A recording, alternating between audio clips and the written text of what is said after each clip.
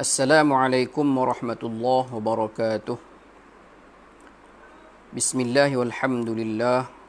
Wassalatu wassalamu ala rasulillah wa ala alihi wa sahbihi wa man walah. Subhanaka la ilma lana illa ma 'allamtana innaka antal alimul hakim. Rabbi shrah li sadri wa yassir li amri wa hlul 'uqdatam min lisani yafqahu qawli wa ba'd. Alhamdulillah tuan-tuan, kita bersua lagi pada malam ini insya-Allah. Tuan-tuan yang melihat siaran saya ini bolehlah berkongsi dengan sahabat-sahabat lain dan juga rakan-rakan dan juga dalam grup dan sebagainya. Mudah-mudahan perkongsian kita ini menjadi suatu amalan yang akan diterima oleh Allah Subhanahu wa taala, di mana kita memudahkan orang lain mendapat ilmu dengan cara kita tekan saja butang share insya-Allah. Ataupun tuan-tuan yang menonton selepas daripada live ni pun boleh juga pakat share kepada rakan-rakan dan sahabat-sahabat sekalian. InsyaAllah tuan-tuan, pada malam ini sampai ke tajuk yang terakhir, iaitu pedoman hidup dan hukum hakam yang terdapat dalam surah Al-Kautsar, di mana kita dah bincangkan sebanyak 3 malam surah Al-Kautsar ini, iaitu surah yang ke-102. Surah Al-Kautsar pula, silap, minta maaf tuan-tuan. Surah At-Takatsur, ya. Surah At-Takatsur, surah yang ke-22. Jadi malam ini kita tengok semalam ayat 7 dan 8, iaitu ayat terakhir. Pada malam ini kita dah bahas dah pada 3 malam lepas tentang tafsiran ayat tersebut, dan kita menggunakan kitab Tafsir Al-Munir. Tafsir Al-Munir. Malam ini kita tengok pedoman hidup dan hukum hakam yang terdapat dalam surah At-Takatsur. At-Takatsur. Iaitu yang pertamanya, dia kata ayat-ayat dalam surah ini menunjukkan beberapa perkara. Antaranya yang pertama, Allah Subhanahu wa taala memberi amaran kepada kita agar tidak meninggalkan segala amalan soleh dan supaya membuat persediaan untuk hari akhirat. Allah memberi warning, memberi warning kepada kita, amaran agar tidak meninggalkan segala amalan yang soleh, amalan yang baik, dan supaya membuat persediaan untuk hari akhirat. Apabila kita buat kerja atas dunia ni, jangan lupa buat amal yang baik untuk persediaan pada hari akhirat kelak. Allah Subhanahu wa taala juga mencela golongan yang disibukkan oleh sikap berbangga dengan harta yang banyak. Jadi dalam amaran ini juga Allah mencela golongan yang disibukkan oleh sikap berbangga dengan harta yang banyak dan anak pinak. Bangga dengan harta benda yang banyak, anak pinak. Sebaliknya lupa mentaati Allah, sehinggalah mereka mati dan dikebumikan di dalam kubur. Berbangga-bangga dengan harta benda, anak pinak, lupa kepada Allah Subhanahu wa taala, sehinggalah Allah Subhanahu wa taala cabut nyawa dia dan dimasukkan ke dalam lubang kubur. Terlupa nak cari amalan akhirat. Jadi ini Allah celah orang yang bersikap begini. Celaan di sini dia kata adalah umum. Celaan di sini adalah sifat umum, merangkumi sikap bangga diri dengan apa sahaja. Seperti apa? Seperti harta. Bangga diri dengan harta yang banyak. Berbangga-bangga dengan harta yang banyak. Dia sebut dah malam-malam lepas ni.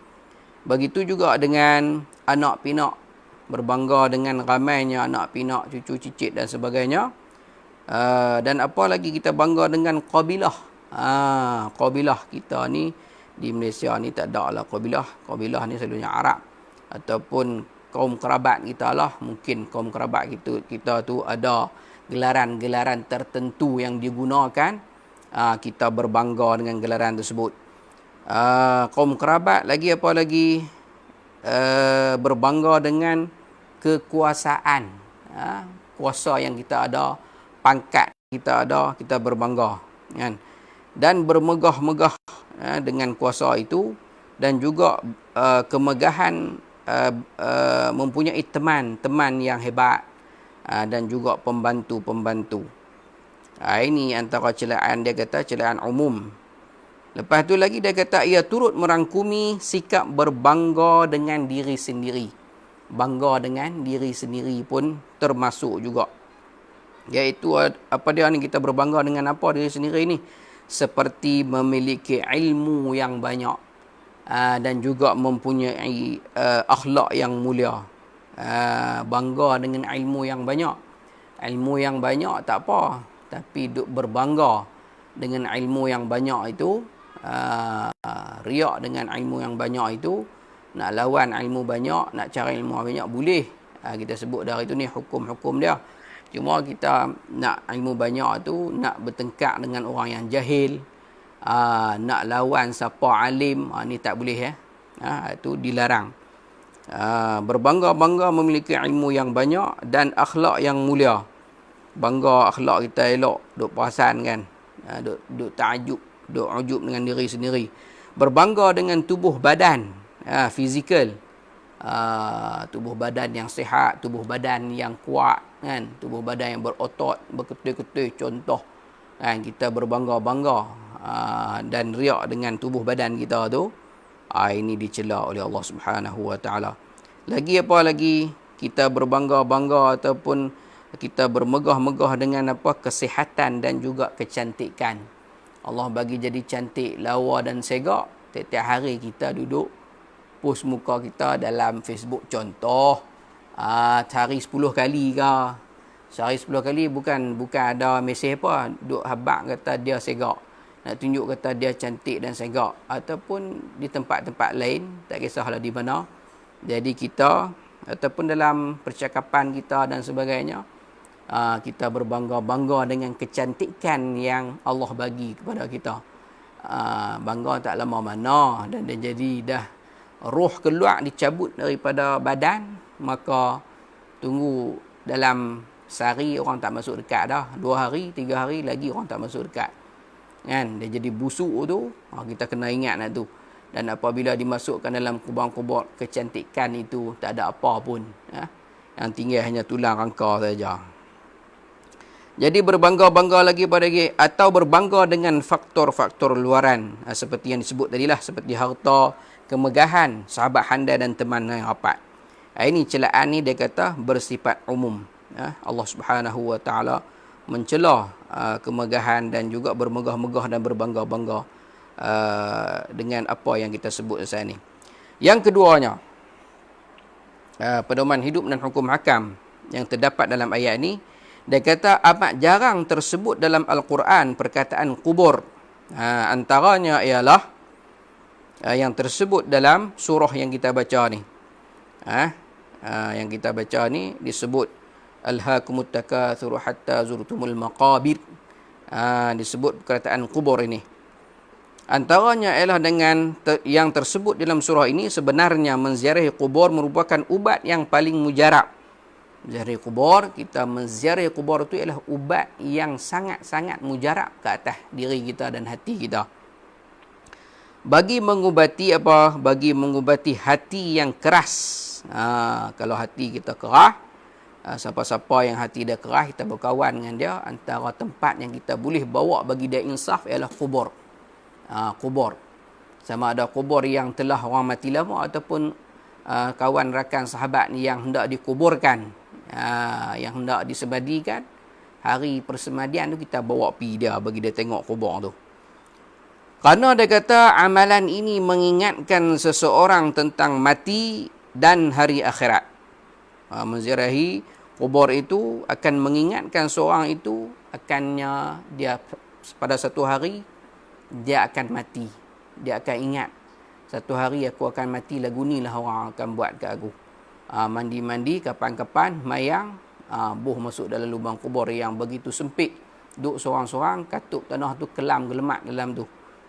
Dia akan rasa insaf kepada apa diri dia, yang dia akan mati pada satu hari nanti.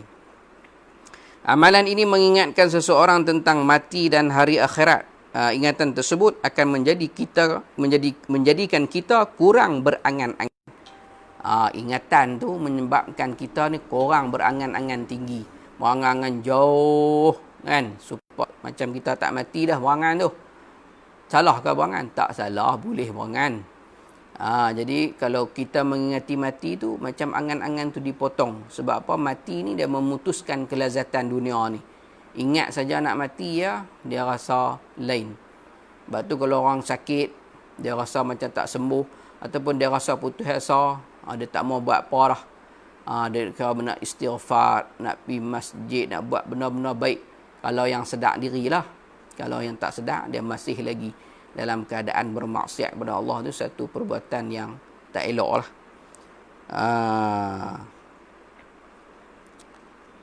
Ingatan tersebut akan menjadikan kita kurang berangan-angan. Dia kata bersikap zuhud terhadap dunia. Kita zuhud terhadap dunia, berpada dengan apa yang ada. Dan tidak terpengaruh dengan tarikan dunia ni.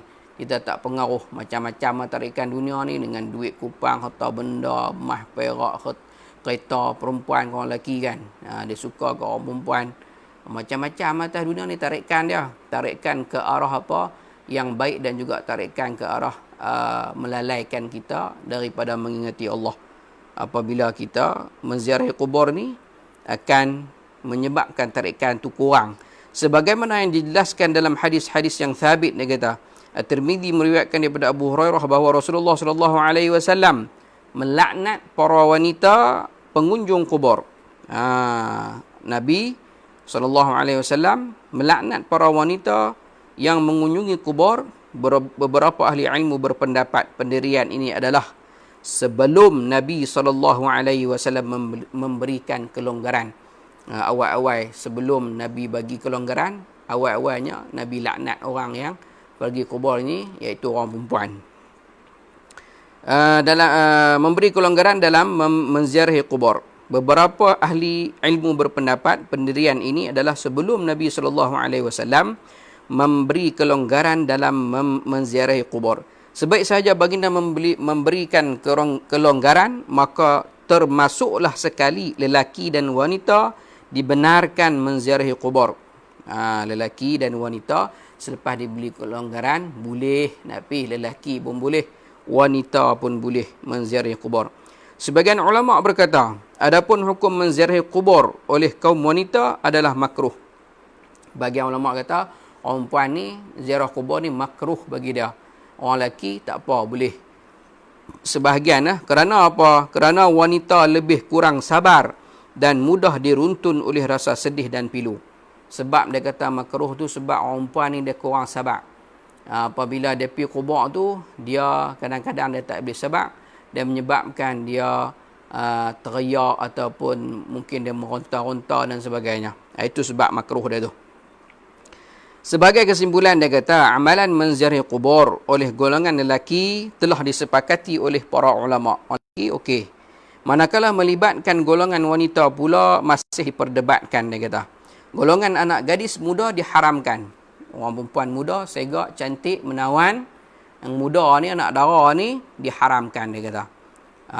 Keluar, dia kata diharamkan keluar sama sekali dan hanya diharuskan kepada golongan wanita yang sudah tua sahaja.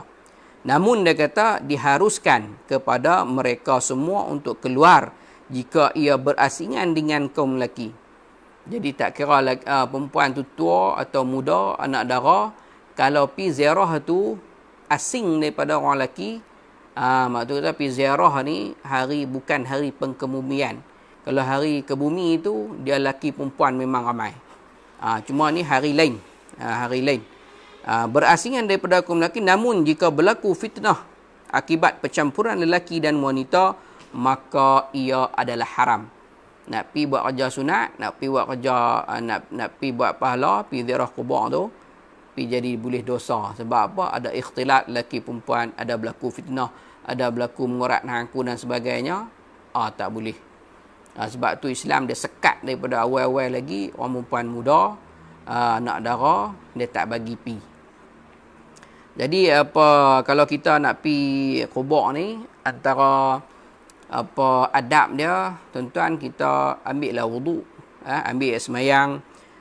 Kita apabila kita sampai di kawasan kubur tu, kita boleh bagi salam. Kita sebut nama tu, Assalamualaikum ya ahlal qubur, atau Assalamualaikum ya ahlal diyar minal mu'minina wal mu'minat, wa inna insya'allahu bikum lahiqun, nas'alullahu lana wa lakumul afiyah. Boleh baca doa macam-macam lah apabila kita pergi ke kubur. Itu bagi salam kepada ahli kubur. Apabila kita nak pergi ziarah ni, ayah kita ke mak kita, saudara mara kita, kita pergi duduk dekat dengan kubur dia, kita pergi menghadap muka dia.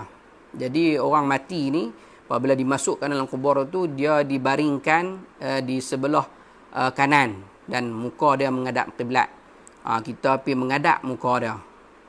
Kita sembang dengan dia, Assalamualaikum, wahai ayahku ke, wahai ibuku ke, siapa yang kita pergi ziarah tu, sebutlah nama dia, kan? Dia dengar apa yang kita cakap. Orang mati dia dengar tapi dia tak jawab, kita bagi salam. Kalau dia jawab Assalamualaikum, dia jawab, kita lari tak cukup tanah.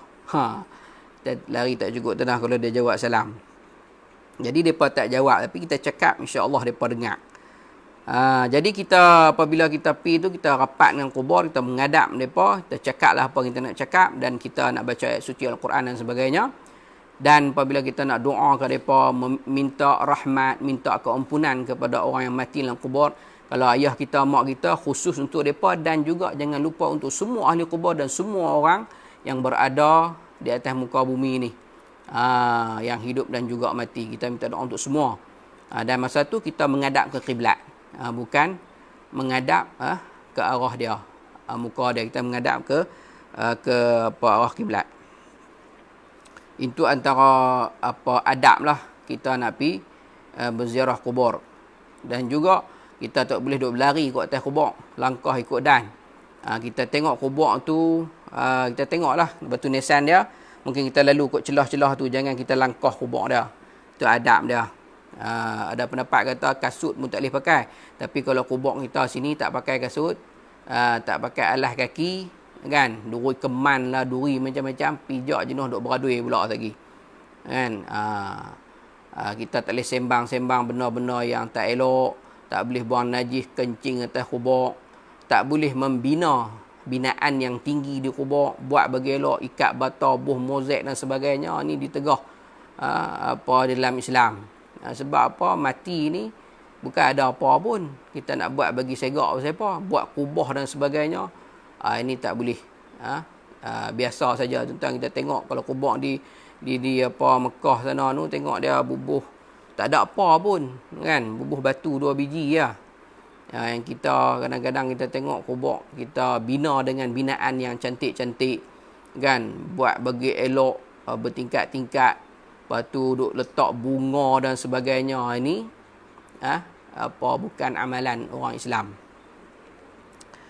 Itu antara apa yang saya ingat lah. Banyak lagi lah, tuan-tuan boleh rujuk lah di mana-mana adab-adab dan juga larangan-larangan apabila pergi kubur. Begitu juga kalau kita pergi kubur hari raya, ada kata harus, ada kata tak harus, tapi Nabi tak pergi hari raya. Nabi hari raya ni dia nak berseronok, jadi kalau kita pergi kubur tu takut kita memperbaharui kesedihan. Tambah-tambah lagi orang perempuan, takut dia duk berkeriau, dia duk teringat benda-benda yang lalu tu pada hari yang mulia, pada hari yang seronok tu, dia pergi duk sedih. Tu yang dia tak mau tu.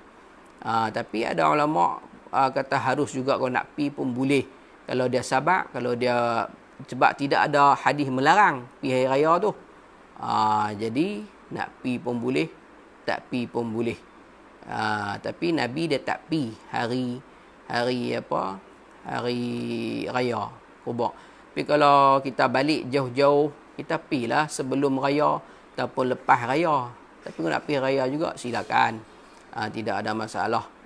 Cuma kalau hari raya nak memperbaharui kesedihan, itu ditegah. Yang ketiganya, tuan-tuan, para ulama berpesan, hati hendaklah dirawat dengan 3 perkara.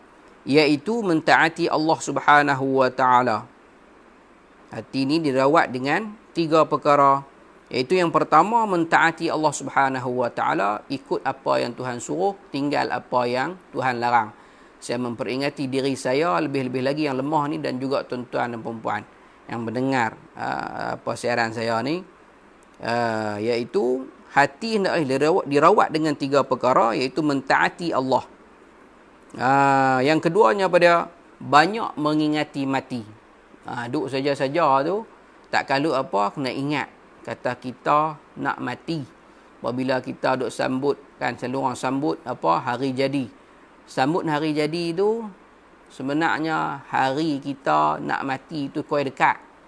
Kan, hari kita nak mati tu semakin hampir dengan kita. Jangan kita duk berseronok, kan. Kuai lama, kuai dekat, kuai lama, kuai dekat. Duk tunggu ya malaikat nak ambil nyawa kita. Jadi, yang keduanya dia kata apa? Hati ni dirawat dengan mengingati mati. Dan yang ketiganya, pergi menziarahi kubur orang-orang Islam. Ni, nak rawat hati, ulama kata, mentaati Allah, banyak mengingati mati dan pergi menziarahi kubur orang Islam. 3 benda ni.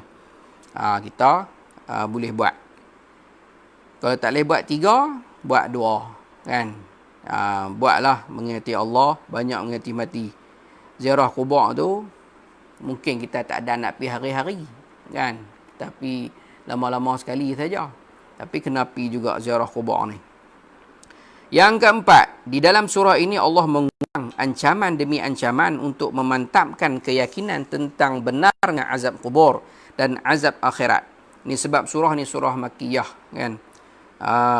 Allah duk terang ni, duduk ulang tu sebab apa?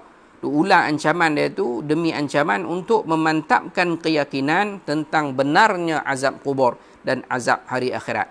Dia ada azab kubur, azab hari akhirat. Azab kubur ni iaitu apabila kita mati di alam barzakh sebelum malaikat Israfil tiup sangkakala dia. Itu sebelum kita pi hari akhirat. Kita duduklah di dalam alam kubur itu, alam barzakh itu, di situ pun dah ada azab.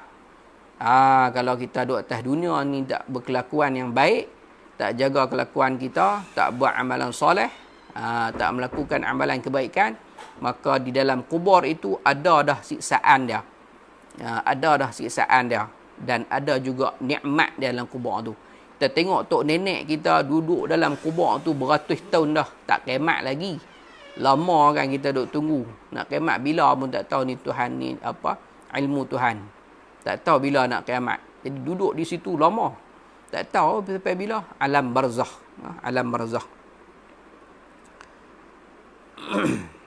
Dan lepas tu pula, barulah sampai ke alam akhirat. Lepas kita hari kiamat berlaku dan kita akan dibangunkan dan akan dibawa ke padang mahsyar. Bahawa segala yang dijanjikan oleh Allah kepada kita seperti kebangkitan selepas mati dan perkara-perkara yang berkaitan dengannya adalah betul dan benar belaka. Ni Tuhan duduk ulang ancaman dia tu. Kemudian Allah Subhanahu wa taala mengulangi semula ancaman dan peringatan bahawa jika manusia tidak melakukan amalan yang soleh dan tidak meninggalkan sikap berbangga dengan harta, anak-anak dan sahabat rapat, mereka pasti akan menyesal dan akan menderita terseksa pada hari kiamat kelak. Orang yang tak mau tinggal bermegah-megah dengan harta benda dia, anak pinak, kawan rakan dan sahabat ni, dia akan menyesal apabila melihat api neraka tu dengan ainul yaqin, dengan mata kepala dia sendiri. Yang kelima, Allah menampilkan Allah menampilkan ancamannya lagi dengan menggunakan qasam atau sumpah mahdzuf. Andaiannya dia kata, demi Allah kamu akan melihat neraka jahim. Kita ini ditujukan kepada orang kafir yang pasti akan masuk ke dalam neraka. Yang keenamnya, habis dah tuan-tuan. Manusia juga akan disoal tentang segala jenis nikmat dunia yang mereka kecapi. Ini ayat semalam ni. Ayat last sekali. Thumma la tus'alunna yawma idzin 'anil na'im. Ayat yang kita bincang semalam ni.